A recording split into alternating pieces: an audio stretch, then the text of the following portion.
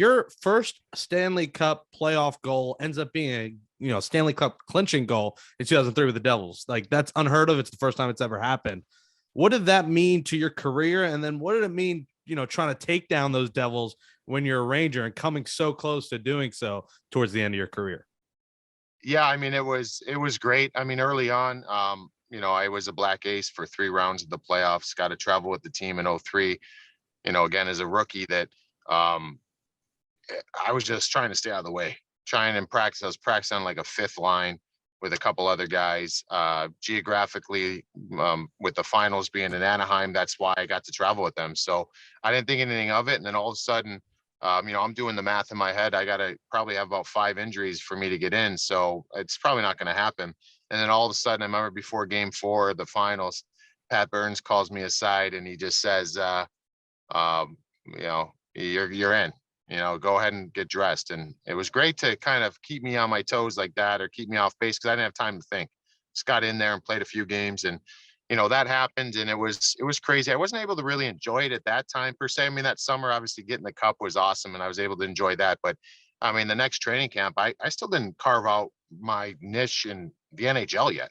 So I wasn't a full-time NHLer. So I had to like work at that. So it took time. I find when I went to the Rangers, because I ended up coming back to New Jersey on a second stint.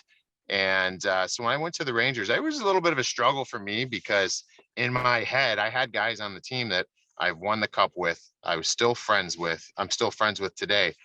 But it was really important to me in the style that I had to play, that I wanted the Ranger fans and the Ranger players to know, I have no friends on that team now when we get on the ice. And I probably overcompensated to some degree. I mean, I remember shoving Marty Brodeur in the Eastern Conference Finals, and I think I probably had about 4 or 5 fights against the Devils in that year. We had the big line brawl, the one time too against them. So I felt like it was like I had to show them I'm with you guys. Like there's no friends here, and I thought it was something that our Ranger team was, Molly said it on the onset here. Listen, that Devils team couldn't compete with us all season long. Like, we were so much better than them, and really most of the Eastern Conference, if not all. For whatever reason, man, we just ran out of gas the last 10 games of the regular season. And then we get in the playoffs. I think we had Ottawa first round. I think we went 7 games. I think we went 7 games against Washington in the second round. And we were pooped. Like, we were done. Like, we had nothing. So we get in the Eastern Conference Finals against the Devils, and they were just ramping it up at the right time. So it was a tough pill to swallow. But I remember having those conversations the first time when I went to play against the Devils, wearing a blue shirt. I called my close buddy Zach Parisi, and I was talking to him like, "Hey, buddy, listen.